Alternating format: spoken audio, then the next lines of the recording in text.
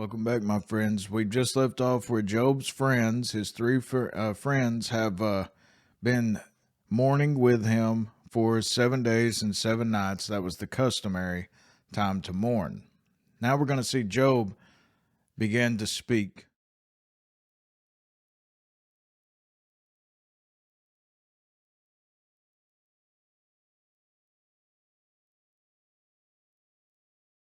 After this opened Job his mouth and cursed his day.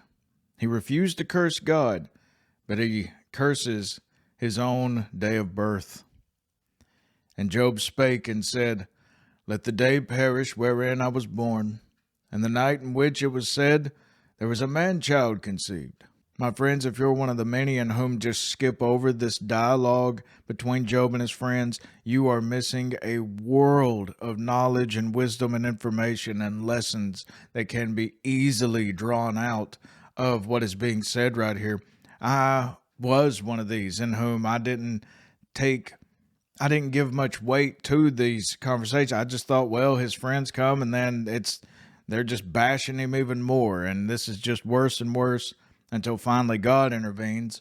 But just pay close attention to these, to what is said between these four individuals right here, later five. Let that day be darkness. Let not God regard it from above, neither let the light shine upon it.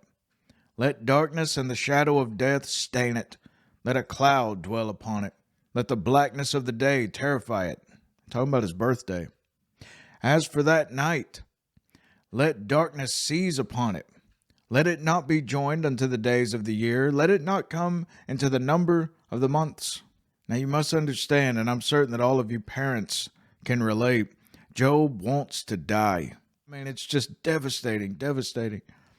Lo, let that night be solitary. Let no joyful voice come therein. Let them curse it that curse the day, who are ready to raise up their mourning.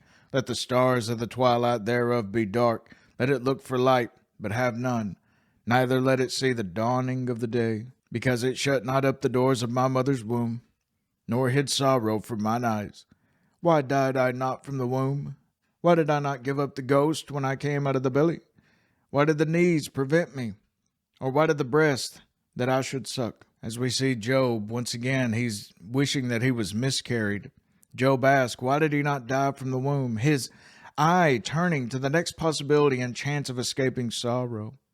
Had he died, he would have been at peace, and the picture of the painless stillness of death fascinates him, and he dwells long on it, counting over this realm of the dead with a minute particularity of all classes being there, kings and prisoners, slaves and masters, small and great, who there drink deep of a common peace, escaping the unquietness of life, for life upon the earth, however lived, is full of a painful restlessness.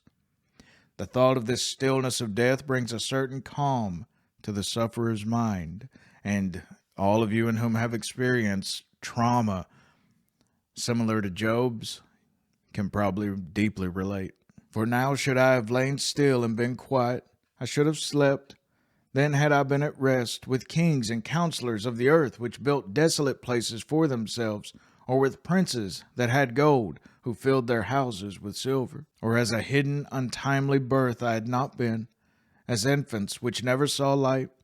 There the wicked cease from troubling, and there the weary be at rest. There the prisoners rest together. They hear not the voice of the oppressor. Now this is very important, my friends, and you'll have to remember this. This goes for the book of Job, the book of Ecclesiastes, other instances of the Old Testament before things were fully revealed with Christ, that of eternity.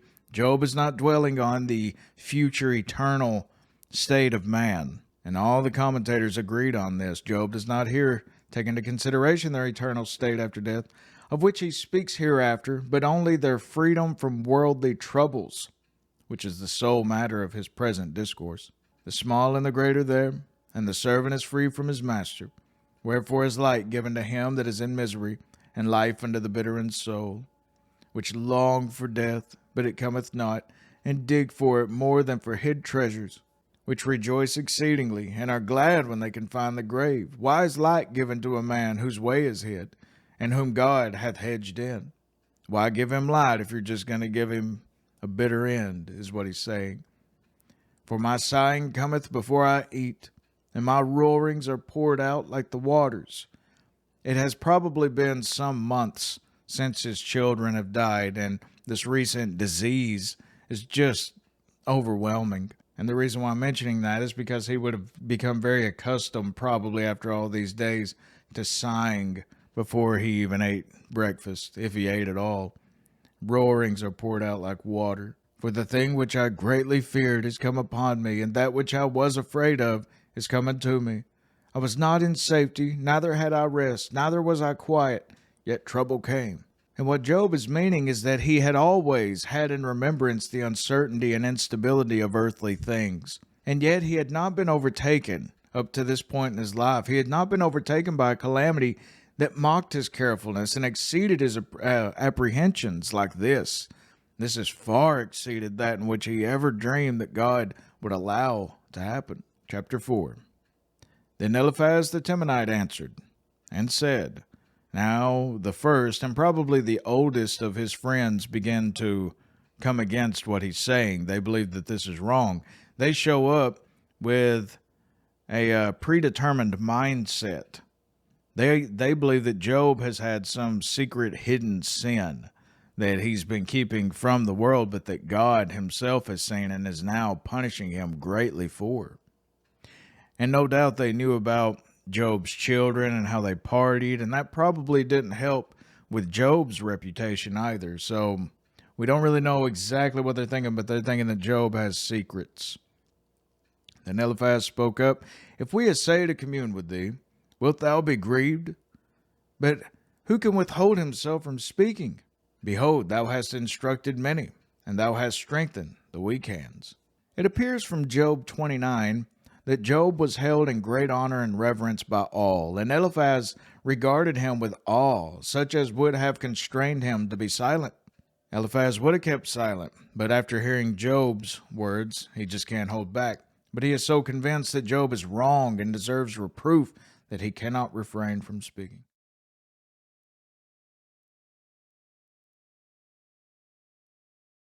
He strikes a note, however, which the friends all sound, namely, that it is the wicked who suffer, and that all who suffer must be wicked.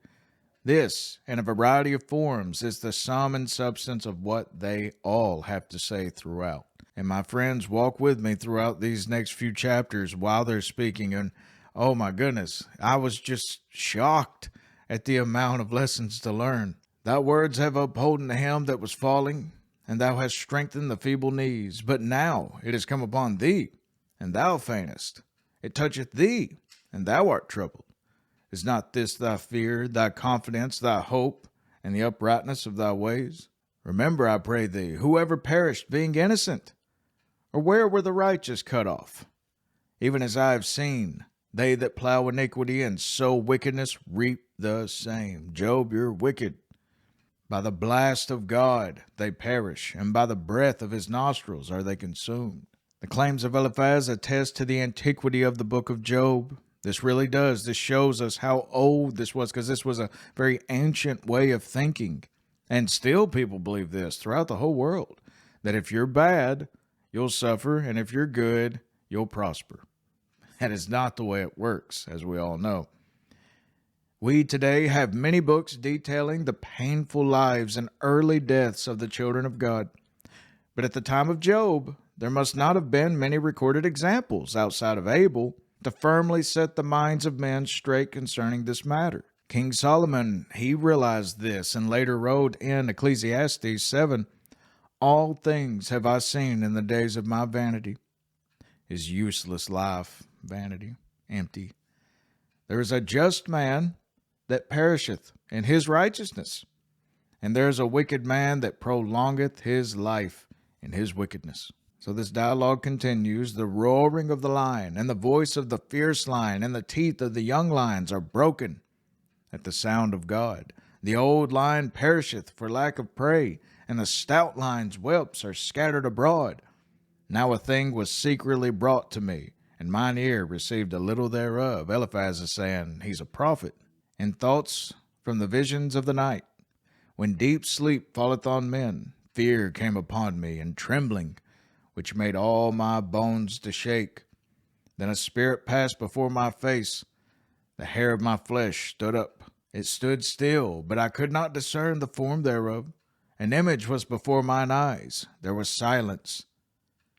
And I heard a voice saying, Shall mortal man be more just than God? Shall a man be more pure than his Maker? Behold, he put no trust in his servants, and his angels he charged with folly. Very important right here. A lot of unique details that are particular with the book of Job. His angels he charged with folly. And of course, this is speaking of the fallen ones from the very beginning. So it was known about the fall of Satan and all of these. How much less in them that dwell in the houses of clay, man, in these mortal bodies, whose foundation is in the dust, which are crushed before the moth. They are destroyed from morning to evening. They perish forever without any regarding it. Doth not their excellency, which is in them, go away? They die, even without wisdom.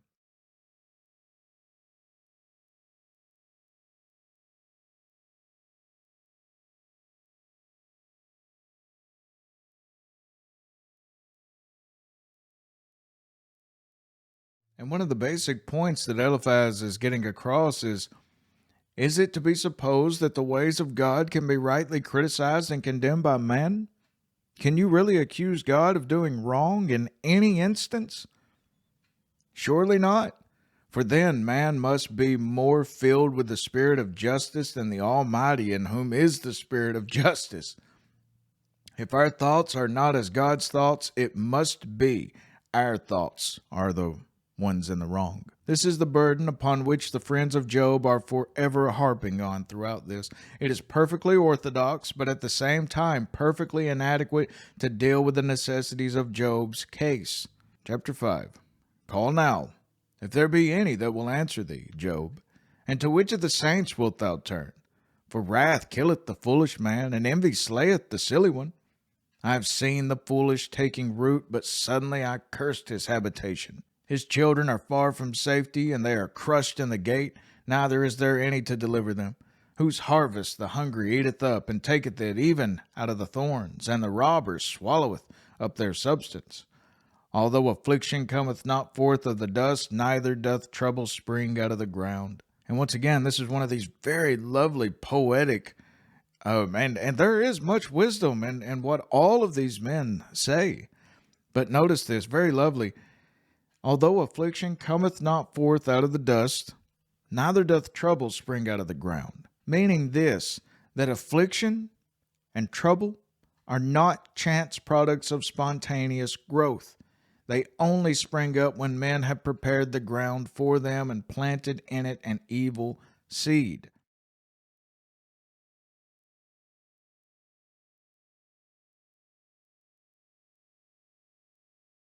Yet man is born unto trouble.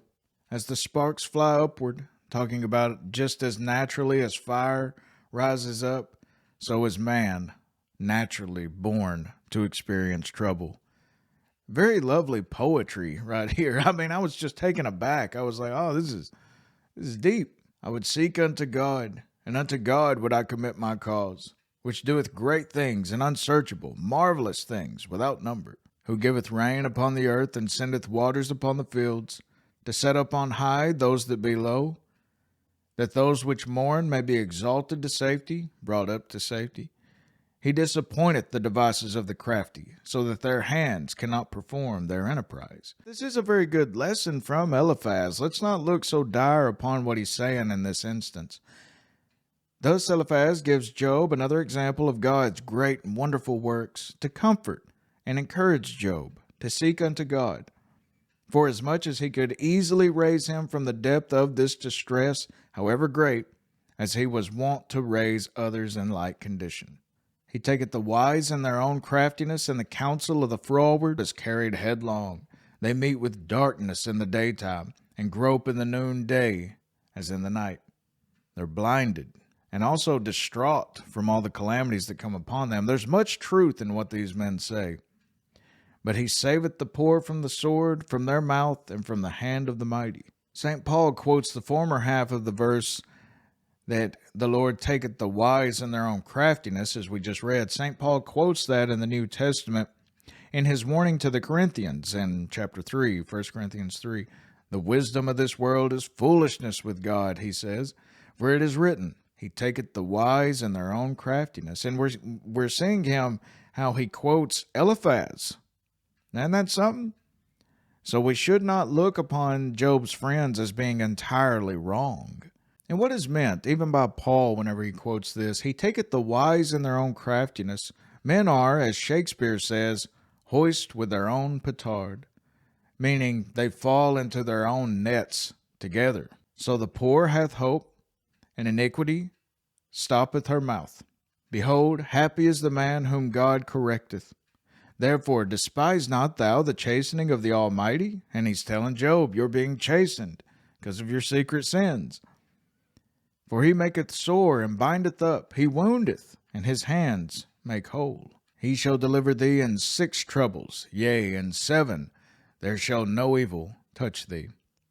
And every time that you'll see that in Scripture, be it here or in Proverbs, wherever it says there were 6 of this and then 7 even, that's just meaning continuity. There's a continuation of whatever the subject is. He shall deliver thee in 6 troubles, yea, in 7 there shall no evil touch thee. In famine he shall redeem thee from death, and in war from the power of the sword. Thou shalt be hid from the scourge of the tongue. Men will not mock you, make fun of you.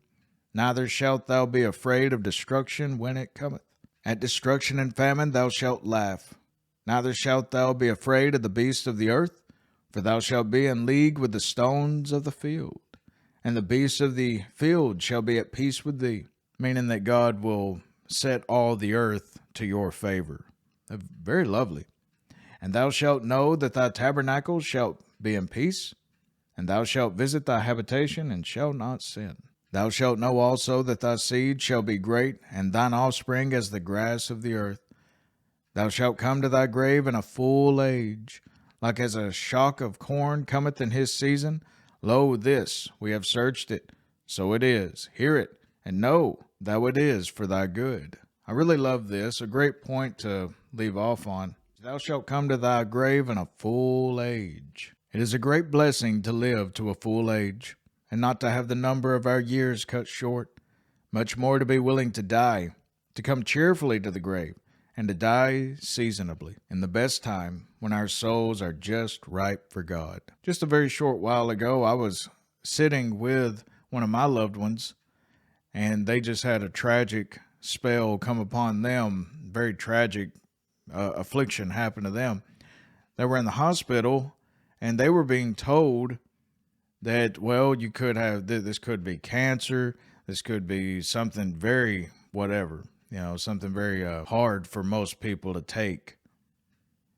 And the person looked up at them, being in old age. The person looked up at them after hearing such news that would just crush us.